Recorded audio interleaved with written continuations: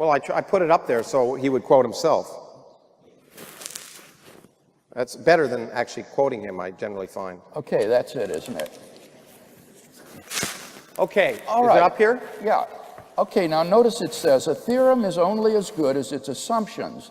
The BGV theorem says that if the universe is on average expanding along a given world line, this world line cannot be extended or cannot be infinite to the past. A possible loophole is that there might be an epoch of contraction prior to the expansion. Models of this sort have been discussed by Aguirre and Grattan and by Carroll and Chen. Now, the thing is, Lawrence, that in the very paper that I quoted from Alex Vilenkin last April, he shows specifically by name that the Aguirre and Grattan model and the Carroll and Chen model don't work. No, he said you have to make an assumption about entropy. You have to make an assumption about the evolution of entropy at the point of minimum size. So you have to make an assumption, which he would argue that they don't have any rationale for. That's not the same as saying that they're wrong. Well, yes, it is. He argues that all of the evidence shows that the universe had a beginning, and that in these I would agree models, all the evidence shows. Let's accept that fact. All the evidence suggests our universe had a beginning. But we don't know. That's what I keep telling you. Knowing and suspecting are two vastly different things. I'm never saying that this is known with certainty. This is a mischaracterization on your part. What I argue is that the premise is more probably true than false. And actually, you agree with me on that the universe began to exist. But I want to focus it's likely that the universe began on to this exist. claim that I've somehow misrepresented Vilenkin. Well, but the key line is the last one. That the theorem breaks down to the point when it really matters. One at a time. There's more here, because I noticed that at the end of this paragraph, where the Carroll Chen and Aguirre-Grattan models are mentioned, that he specifically shows... Because it was technical. He talked about the fact that you Lawrence, hang on a second, just let Bill He finish. specifically shows that these models cannot be past eternal, and that they involve, therefore, a beginning of the universe, Bill, just like the others. You can do the math if you want. Now, I'd love wait. you to do it. Now wait. I couldn't help notice, although it's down from the screen now, that there was a series of ellipsis points following the paragraph. Yeah, because it was technical, and I thought Well, it was, I wonder what you've deleted from the original letter. No, wait. I just told you. No, wait. Yeah, but you didn't. I just told you. He says that you assume a minimum of entropy at the lowest point, for which there's no rationalization in the papers and within the context of the model given, and therefore he finds them unpleasant. Could it have been something like this? You can evade the theorem by postulating that the universe was contracting prior to some time. This sounds as if there's nothing wrong with having a contraction prior to expansion. But the problem is that a contracting universe is highly unstable. Small perturbations would cause it to develop all sorts of messy singularities, so that it would never make it to the expanding phase. There's a growth. In this paper. That's absolutely right. There are many assumptions about entropy and uniformity that make those models look artificial. But it's not. But that's different than saying they're wrong, especially if the minimum occurs at a point where quantum effects are important and the whole classical theory goes out the window. That's the key point. Quantum mechanics. We don't have a theory of quantum gravity. Quantum gravity is required to understand the universe at t equals 0. Until we do, it's unknown. Isn't it true that the only viable quantum gravity models on order today involve a beginning, have a finite past? No. Well, can you give us one then? Well, it depends what you mean. There are viable models of a multiverse in which the multiverse is eternal. There are conformally, in fact, I noticed you were maybe, at one point you quoted, no, you didn't now, but I was prepared to jump on you in case you did. Roger Penrose. Right. And there's classically conformal theories that in fact involve a cyclical universe, and they're perfectly consistent at this point, but none of them, the point is all of them have flaws because none of them are a true quantum theory of gravity. So all of them are open to question. In my experience in science, all of them are probably wrong. Because if you know, most theories are wrong, which is why it's hard. Right. Okay. Right. And so I always bet, in fact, I bet the Higgs wouldn't exist, because most simple theories are wrong. You bet against it. Yeah, because it just seemed too simple and slimy. But on the other hand, the difference is, while I thought it was ugly, it exists, so I've changed my mind. And in fact, I wrote a paper that showed that fine-tuning that you talk about is natural in the context of the models once you add a Higgs. So I actually explained the fine-tuning just last week. You're talking about the cosmological constant. Yeah. But you know that the fine-tuning extends far beyond that. There's a as I told you that diverse day, and multiple we don't range have, of and here's the finely problem tuned with the constants. fine-tuning argument. Here's the problem with the fine-tuning argument. One of them. There are many of them, but I told you this the other day. We don't know the measure. We don't know the phase space. It is true that life, that many aspects of human life would have been impossible if certain constants were different. Yes. Is it surprising? It would have been much more surprising if we evolved in a universe in which we couldn't live. Okay? So it's just like saying That would be a contradiction. a bee knows the color, can find the flowers, the colors of flowers. So it's not because the bee is designed, it's because if they didn't, they couldn't reproduce. It's not too surprising that we don't know if you change the constants of nature, whether other life forms with vastly different characteristics couldn't be conscious. We don't even know what consciousness is. So how can you make this assertion that life is fine-tuned? In fact, as I pointed out to you, if the cosmological constant and other constants were changed, there'd be more life in the universe. The universe is not particularly conducive to life. It's amazing we're here. There are asteroids that could destroy us at any instant. The fact is, most of the universe is a harsh, miserable place, and life doesn't exist in almost all of it. That's irrelevant to the requisite fine-tuning of those initial conditions in the Big Bang, the constants and quantities, which must be in place if anywhere in the cosmos life is to evolve and exist. No, a life like us. Hang on. No. How do you know? Because, How do you know what kind of life can we're exist? not talking about universes governed by different laws of No, nature. I'm just saying all I'm saying is we know of one kind of intelligent life in some of this room. And the point is we don't know what the phase space is. In fact, I wrote a paper once showing that if you made different assumptions about what kind of life could exist, that you predict radically different values for the fundamental constants. So we just don't know the answer. It's an interesting question. It's an interesting possibility, and it may even be right. It may even be right that there's a lot of universes, but if that's the case, it's not design. It's natural selection. It's cosmic natural selection. We find ourselves living in a universe in which we can live. Big surprise. Right, that's not a surprise, but that's not the But argument, other universes in which the constants are different, either we wouldn't exist or different life forms exist. It's not special creation. It's exactly the same, I was going to say philosophical, it's exactly the same logical problem that people had before Darwin. Everything looked designed. Life looks beautifully designed. It's not. That is not the same. What we're dealing with here is, if we talk about life in the most general terms, is the ability of an organism to take in food, process it, reproduce after its kind. Life so generally defined wouldn't exist anywhere in the cosmos. That's not true. For example, without the fine-tuning. I'm going to a conference with Freeman Dyson, Lawrence, who's been having a debate with me about this, and we've been talking about exotic forms of life. Let Bill finish. In the absence of the fine-tuning, it's not as though there might be different odd aliens that would evolve somewhere in the universe. In the absence of fine-tuning, there wouldn't even be matter. There wouldn't even be chemistry. How do you know? How do you know? Because the laws are kept. There wouldn't be matter like we measure. But if the quark masses were different, there'd be different kinds of matter. In fact, if there were different symmetry groups, there'd be different kinds of matter and different forces. How do you know what's possible if you don't know what's possible? There aren't different forces. How do you know?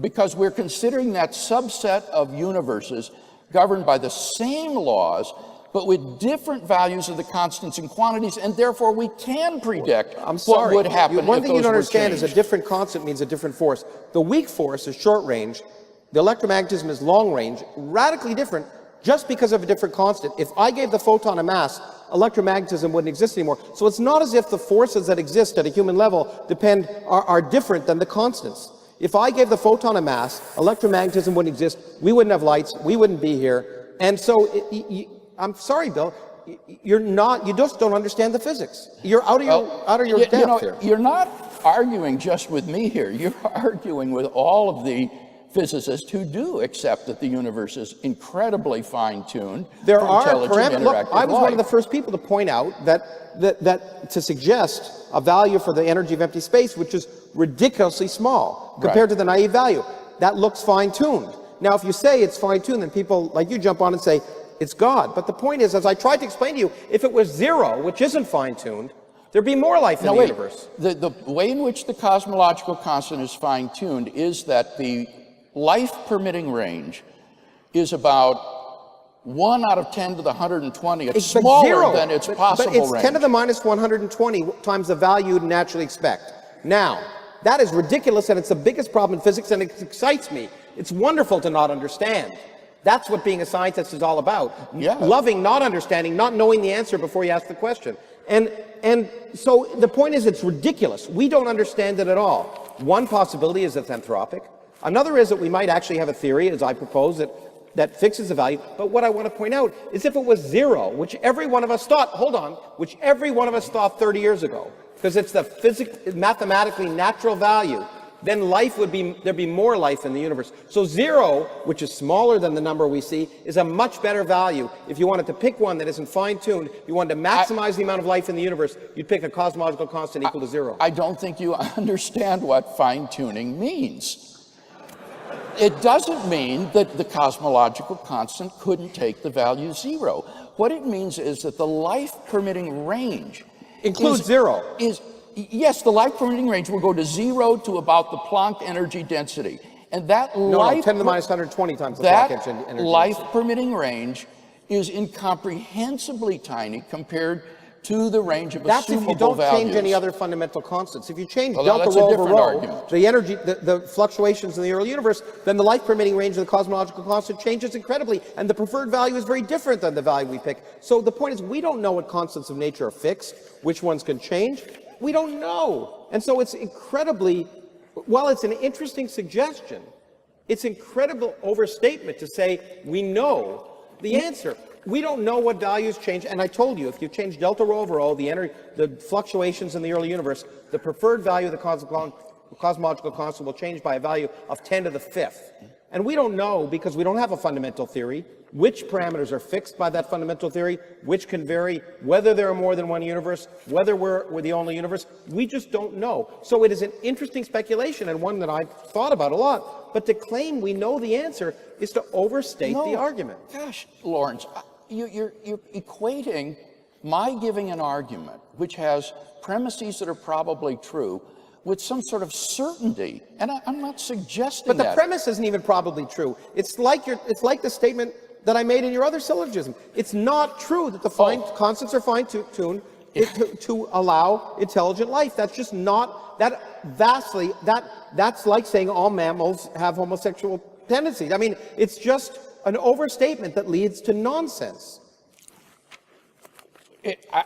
I don't think that's correct, and neither do most physicists. Well, maybe we should move on to a different topic at this point. Maybe actually, we've exhausted that one.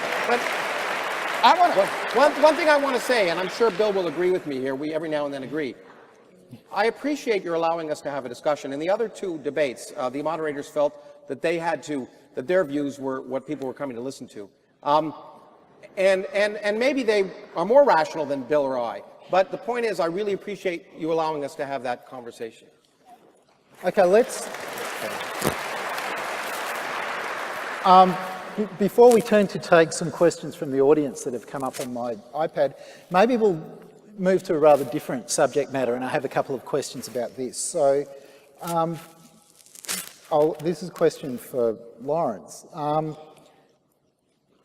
Elsewhere, you've raised questions when you've been talking about Christianity, about whether Jesus existed. And I wonder what you'd like to say about, for example, the book of Acts and the report there of Paul's behaviour. I mean, how would you understand that if Jesus didn't actually exist? I just did that to provoke Bill, but the point is, look, I wasn't there. If you ask me, is the weight of historical evidence such that Jesus was a real historical figure? I'd say the weight of historical evidence is that Jesus was a historical figure. Is the weight of the historical evidence that Jesus was God? No. The weight of the historical evidence is that he was a revolutionary. He may have had delusions about being God. In particular, his disciples wanted to deify him, I think. But in any case, I do not dispute that the weight of the historical evidence suggests that he was a real person. Let's get that. Okay, do you want to say something about this? Well, what I wanted to say, Lawrence, is that your comparisons of Jesus of Nazareth with Dionysus and Osiris is based upon scholarship that is more than 100 years out of date. And I think that, honestly, you've got to I think you've been fed a lot of misinformation by skeptics and internet infidel types that are really misleading you on where historical Jesus scholarship is today. Let me explain two things about this, why this view is gone now. It's over 100 years out of date. Scholars in comparative religion and in the history of religions during the late 19th century ransacked the literature of ancient mythology looking for these kind of parallels to Jesus, and some tried to explain the origins of Christianity from these. That movement soon collapsed, however, primarily for two reasons. First of all, the parallels turned out to be spurious. When you look at these supposed parallels between Dionysus and Jesus, or Osiris and Jesus, they just don't hold up. Dionysus was not raised from the dead. Osiris in the myths lives on in the underworld. The pieces of his body were scattered and reassembled by his wife. He doesn't rise from the dead. So, in fact, there is nothing in the ancient world comparable to belief in the resurrection of Jesus in these myths. What scholars have discovered over the last half century or so is what's been called the Jewish reclamation of Jesus. That is the realization that Jesus was a Jew, surprise, and it's against the backdrop of Judaism that he must be understood. That the proper interpretive context for Jesus of Nazareth is not pagan mythology, but first century Palestinian Judaism. And when interpreted against that backdrop, the Gospels emerge as very credible historical sources. The second the second thing to be said about this myth theory is that there's no causal connection between these myths and these earliest disciples. These kinds of cults of dying and rising gods weren't even present in first century Palestine, and it would be unthinkable that these original disciples of Jesus would have come to believe he was risen from the dead because somebody had said something about Osiris. Look, okay, I mean, unlike you, I don't want to try and claim I'm an expert in theology or biblical history. So one may argue that the connections are spurious, and I'm willing to accept that fact, okay? But that still doesn't obviate a few things, that there are many different historical, there's a #1 bestseller, as you know, in the New York Times bestseller list by someone who says, Jesus was a revolutionary, his followers trying to deify him. It seems like an interesting and credible argument. I'm not an expert, but I know a lot of people saying, first of all, it's nothing new about that argument. No, and the author agrees it's nothing new, but it's an interesting argument. But the main point is, big deal. If someone tells me they saw someone rise from the dead, I have to ask, how likely is it? How likely is it that they're hallucinating? Or how likely is it?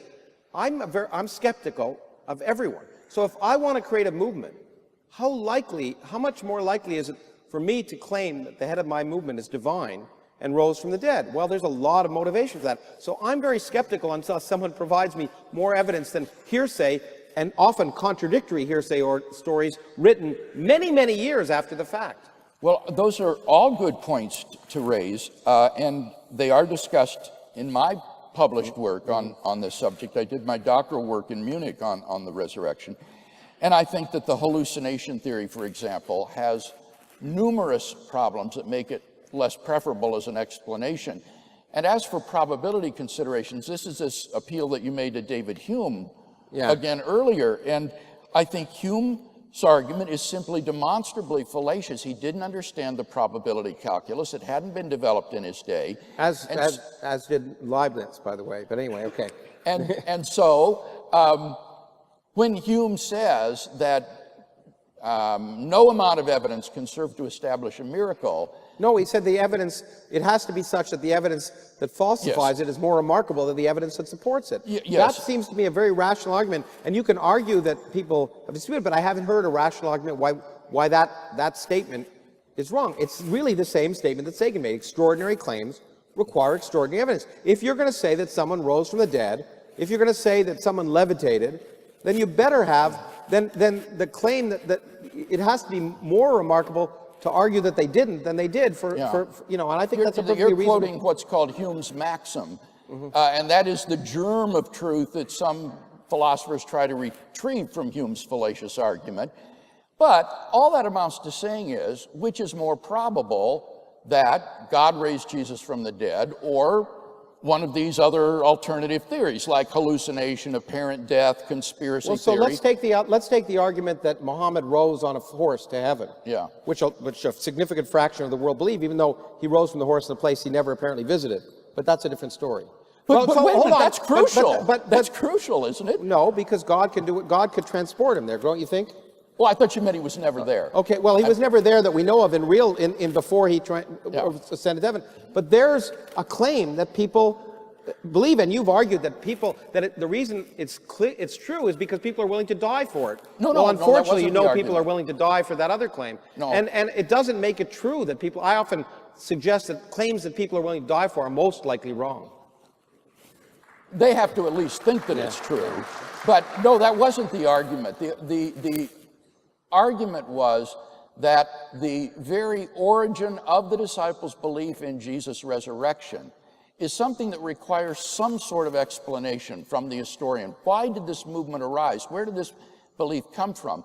It's extraordinarily un-Jewish belief and requires some sort of sufficient explanation. So this is part of the evidence. Wasn't there a Jewish that belief in a needs to be Messiah? explained. Wasn't there a Jewish belief in a Messiah? Absolutely, and Messiah. So there was a lot of people looking for Messiahs back then. Absolutely, Okay. and Messiah was supposed to be a military king who would establish David's throne in Jerusalem and command the respect of both Jew and Gentile alike. And it's for that reason that the crucifixion of Jesus was such a disaster for these men. It wasn't just that he was dead and gone.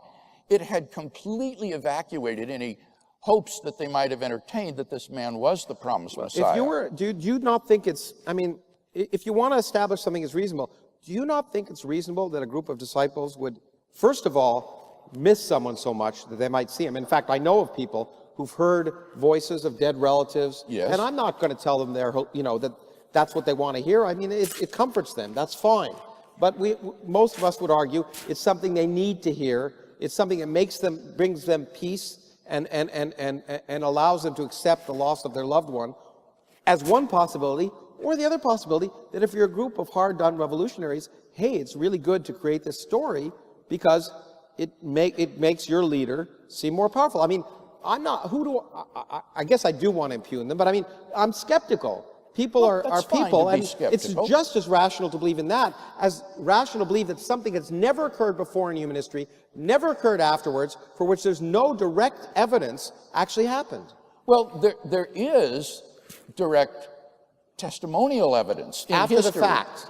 Yeah, Not yes, of direct. people 30 years later, if we went to a court of law and said, I saw that happen, and that guy said that 30 years later. It's much earlier than that in the sources in the New Testament.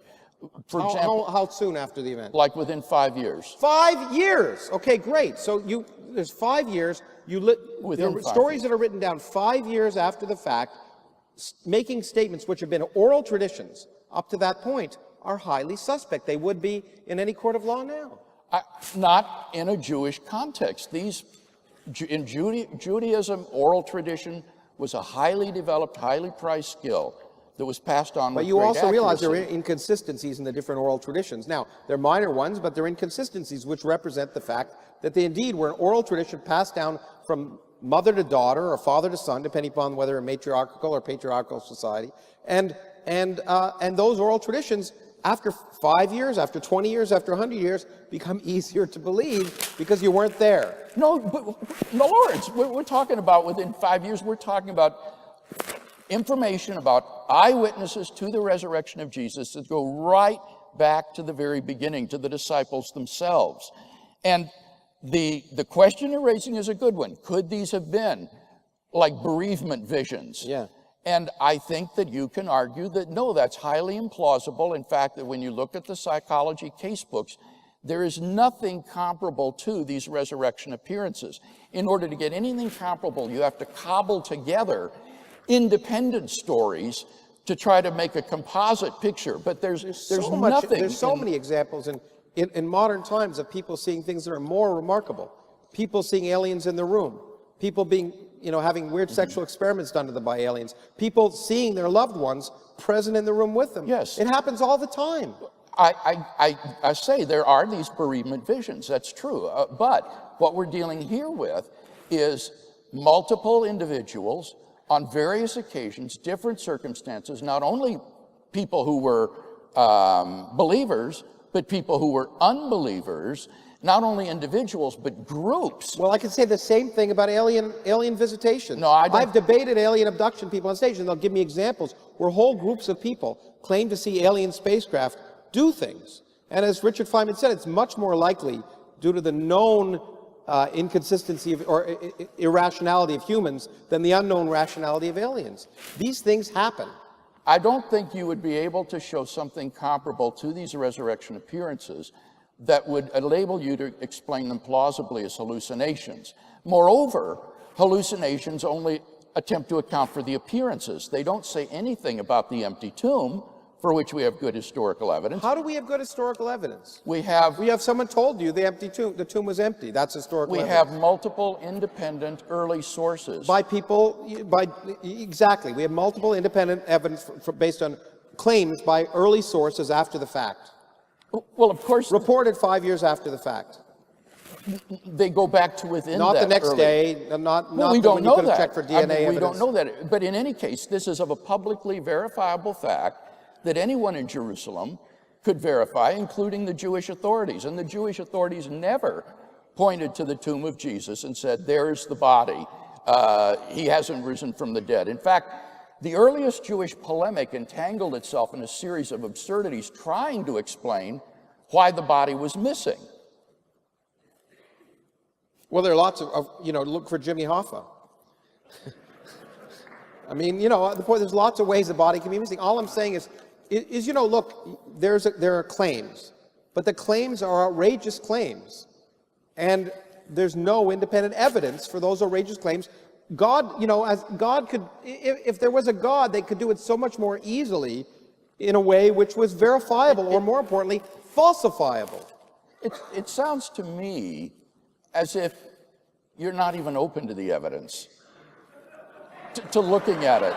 No, look. When I read physical review letters and I read an experiment and it makes a ridiculous claim about neutrinos going faster than light, I'm highly skeptical, and I try and think of all the reasons it could be wrong, in spite of the fact the experimentalists are excellent experimentalists, and CERN is a wonderful institution, but it's an extremely difficult experiment to do, and I know, based on everything I know about other parts of physics, that it's highly unlikely.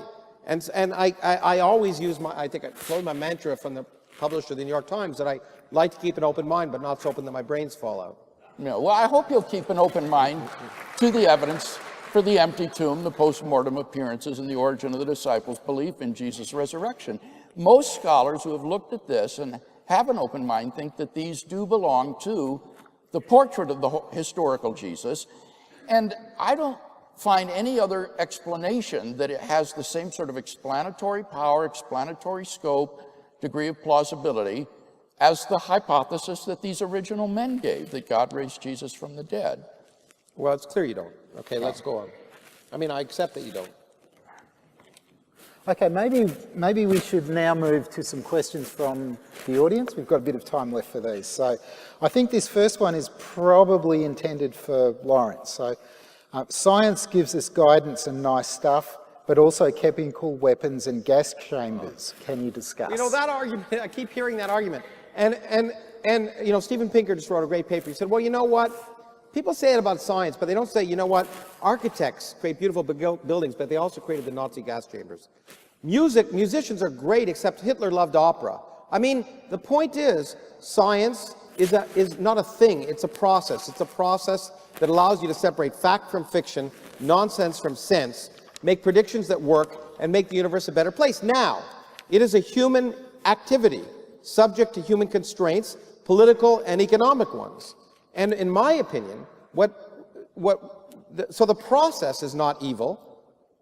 Every human process can produce things that happen in both directions. What we need to do is, in fact, and the reason I come to places like this is to explain what the process of science is, so we can use it, so people can then make public policies based on empirical evidence that are sound and reasonable, not based on ideology or dogma. And the use of science that you're talking about is based on power, dogma, ideology, and the more we get people to be skeptical of politicians and their leaders and their religious leaders and the scientists, the better informed public and the better democracy we'll have.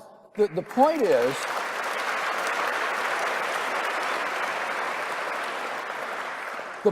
that the process of science is morally neutral, and therefore it does not provide a foundation for objective moral values and duties. As you said, for example, your illustration of incest, the most that is shown is that it's taboo, but being taboo is very different from being objectively morally wrong. No, we've had this discussion ad nauseum. The point is, science, first of all, is based on honesty, transparency, no authorities. And those assumptions can't be scientifically justified. Those are ethical things which I just wish, for example, were true in the Vatican.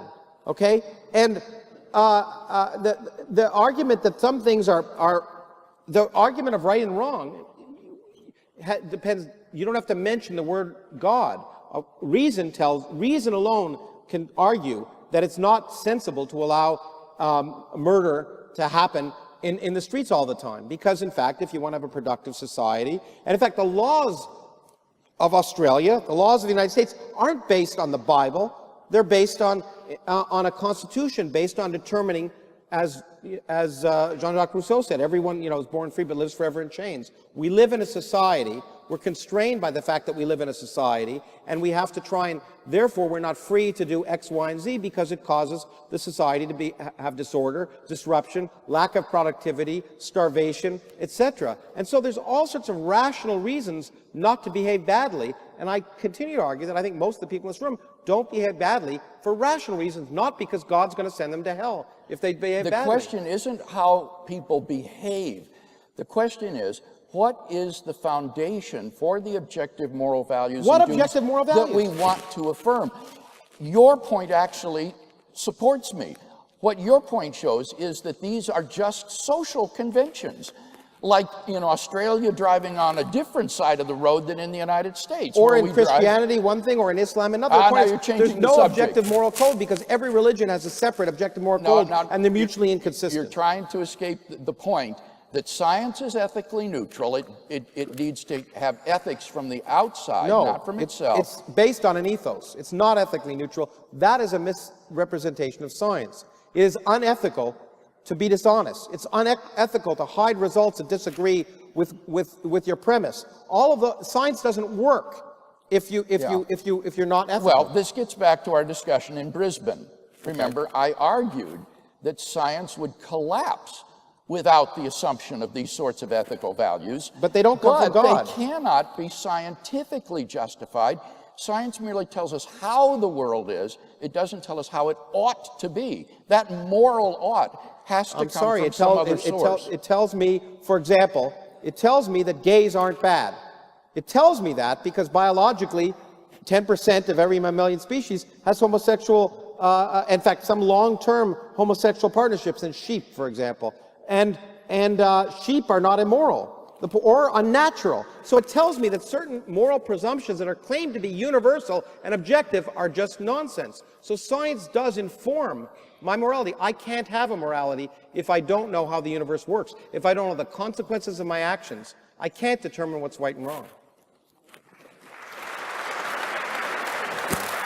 Are we done with that question? Well, no, I mean, because on Dr. Krauss's view, in effect, we just are sheep. We're animals, just relatively advanced We animals primates, with a brain. And in the way that I don't see any reason to think that you can have an objective moral ought that derives from science. There is no such thing as an objective moral law. Give me one. Every religion has different objective moral laws. They change over time. We use our reason, and you even said the other day in Brisbane, we've improved in our morals. Didn't you say that? Yes. Okay. Moral we've growth improved is because possible. we've learned things. Well, yes, but that moral improvement is only possible if there is a standard against which moral change can be judged as better or worse. And that standard in is the reason. absence of a standard, it's just moral difference, but not moral change, or not moral improvement or degradation. And the standard is reason and rationality. Reason and rationality Well, I would don't argue tell you it how is. things I mean, ought that's to where we be. differ. I mean, we're not going to probably make progress do you here. really think that nihilists or amoralists like Bertrand Russell, Nietzsche... Bertrand Russell wasn't amoral. He argued strongly against war, which you were arguing against the other day. I mean, there are many things that, I mean, to call Bertrand Russell amoral is an obscenity. I'm talking about his view, Lawrence, not the man. Okay. He himself said he doesn't know how to reconcile his own affirmation of moral standards, his anti-war positions and his cases for sexual freedom, with his own ethical theory, because on his own ethical theory, there just isn't any basis for affirming that. I mean, in fact, on your own view, you're a determinist, right? It depends what you mean by determinist. You do not the laws believe of that we have quantum mechanics are second-order differential equations that are deterministic, yes. And you think that all of our choices and decisions are determined? No, I said the fundamental laws are deterministic.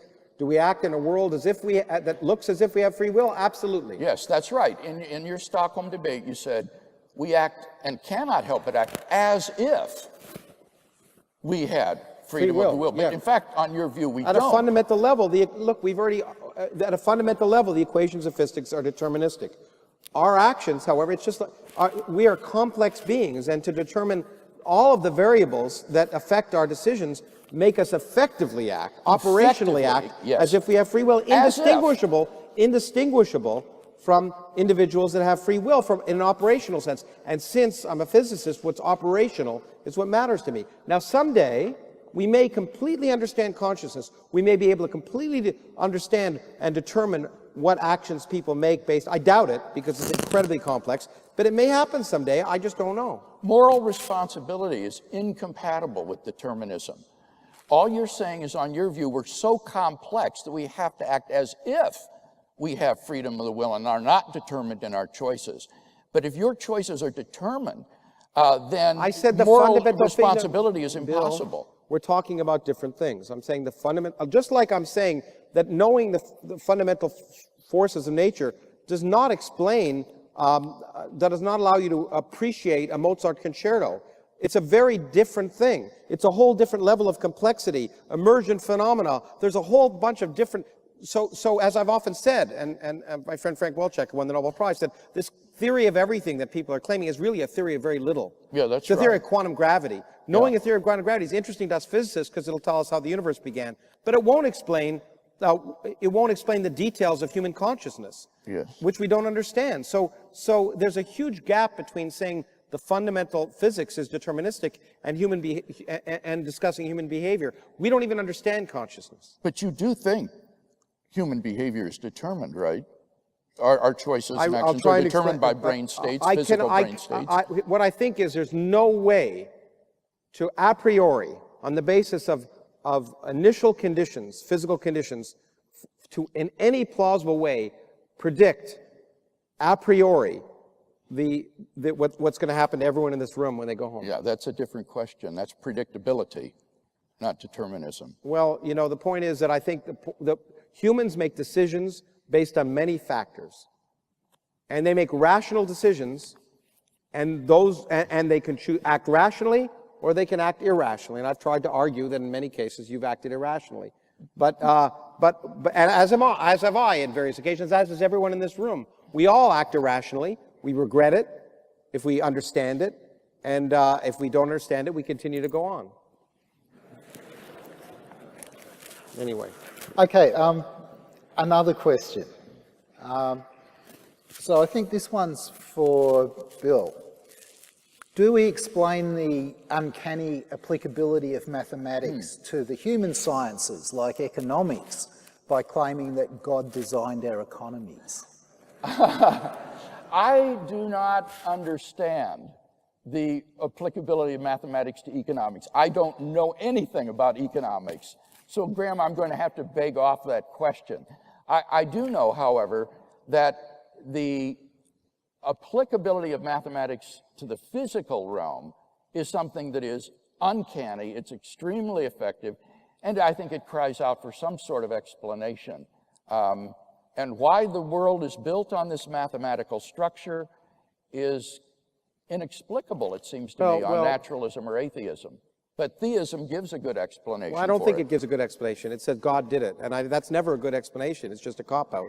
Why is that a cop-out? But hold on, well, listen to me for 1 second. I'll support you. I don't think mathematics applies to economics. If it did, economics would be a science. It isn't.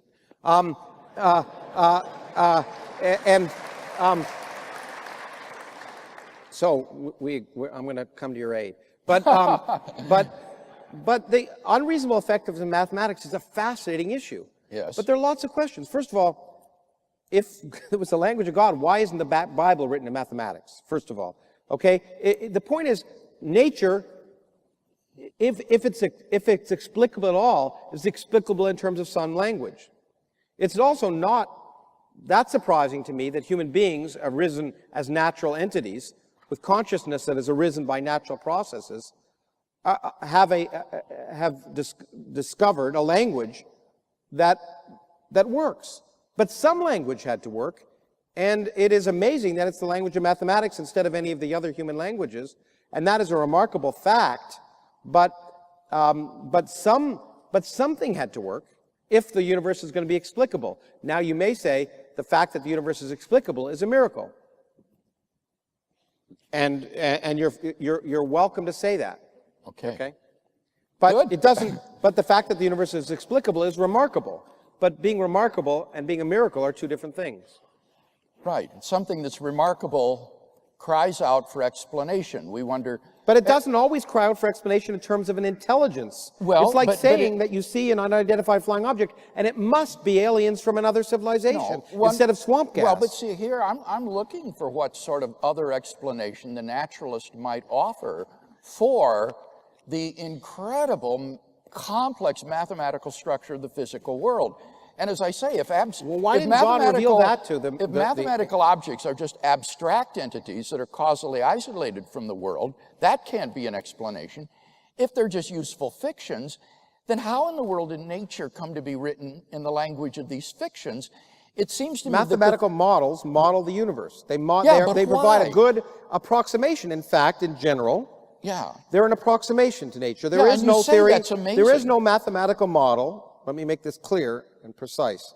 There is no mathematical model that exactly reproduces nature at all scales. Every mathematical model written down is an approximation. Okay, and the question is, what's the best explanation for that amazing and remarkable fact? The theist, in his worldview, has a ready explanation, namely, God built the physical universe on the mathematical structure that he had in mind. And so there is a correlation between that mathematical structure and the physical universe. But in the absence of a designing cosmic mind, the applicability of mathematics, as Mary Lang says, just seems to be a happy coincidence. No, as I repeat, it is a very useful way to model the world. We can model the world with pictures too. We can model the world with words. There are varying levels of approximation.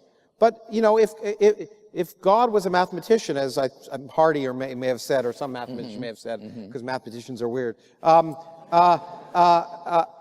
point is, why didn't he reveal calculus to Moses? Because the purpose of... Does anybody take that as a serious objection? I think I did.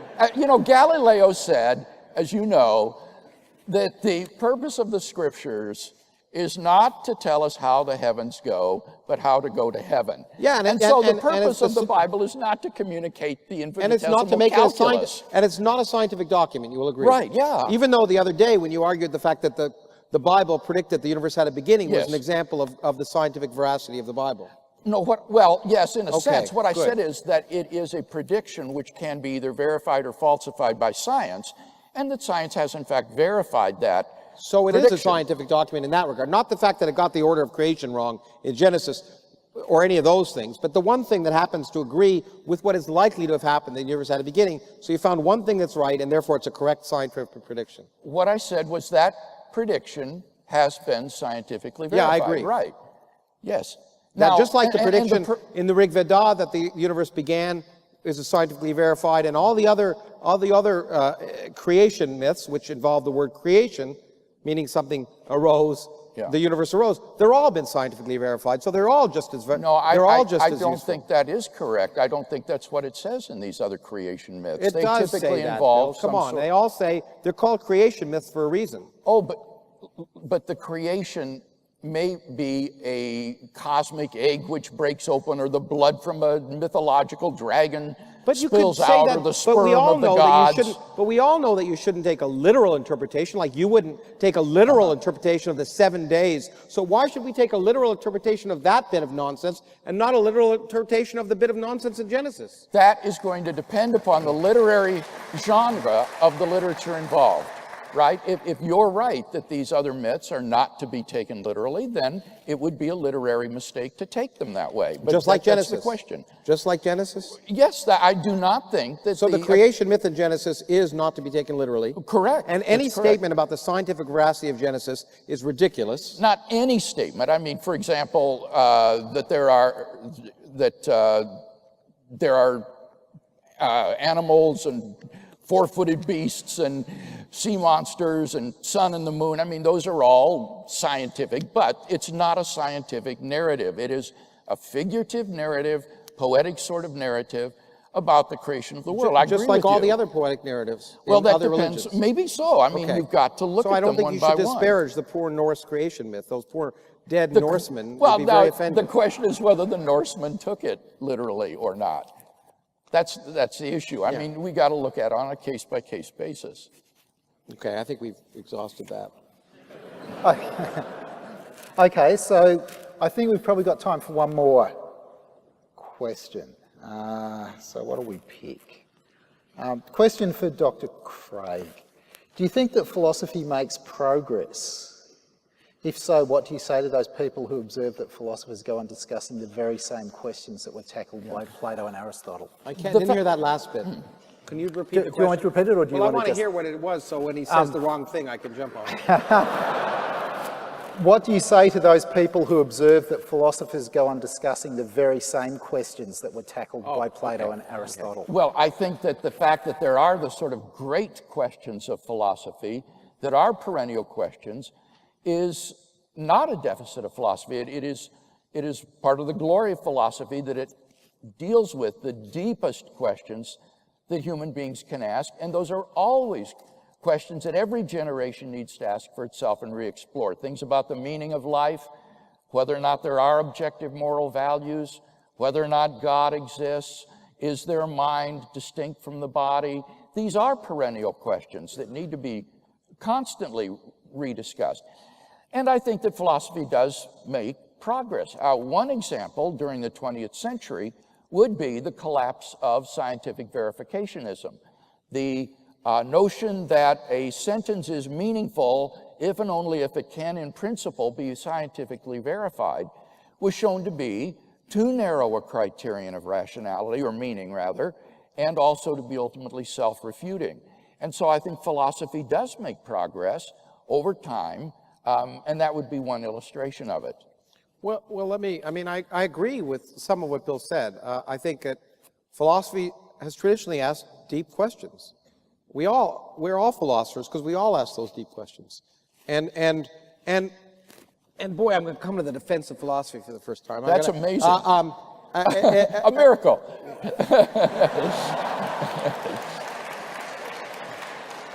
It's as much of a miracle as anything else you've discussed. But anyway, philosophers are trained to critically examine questions and look at them logically, and that's very useful. So philosophy has raised interesting questions. Science goes about trying to answer them. That's it. Okay? The question is, does philosophy make progress? Of course it makes progress, because science makes progress. So philosophers can ask ever more interesting questions because they're informed by the knowledge of the physical world. And so philosophy doesn't create the knowledge. It reflects critically on the knowledge, allows us to assess its implications, and maybe even act more rationally based on those. I think philosophy is useful for that. It doesn't generate the knowledge, science does, and that's the difference. Well, knowledge is broader than just scientific discovery. I mean, by reflecting upon scientific data, one can come to conclusions and derive new knowledge, and philosophy is a source of knowledge in that sense. Well, one can derive things which one can go out and test, and I call that science. But, I mean... Well, yes, you have a very broad definition of science, as we saw in Sydney, of what you mean by science. My definition of science is empirical investigation and rational thought and falsifiability. And we all do it every single day. And I wish we did it more. Maybe that's a good way to end. I don't know. Okay, so Robert will have a couple of things to say after I finish speaking. I'd just like to say a couple of things in conclusion. First of all, on behalf of Dr. Craig and Professor Krauss and the organisers of the event, I'd like to thank everybody in the audience for coming tonight. I hope you've enjoyed it. I hope you've been stimulated by the proceedings. To you. So,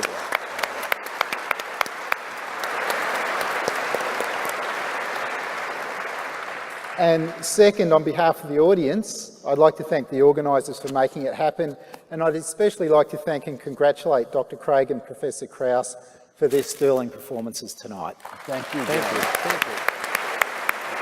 Thank you.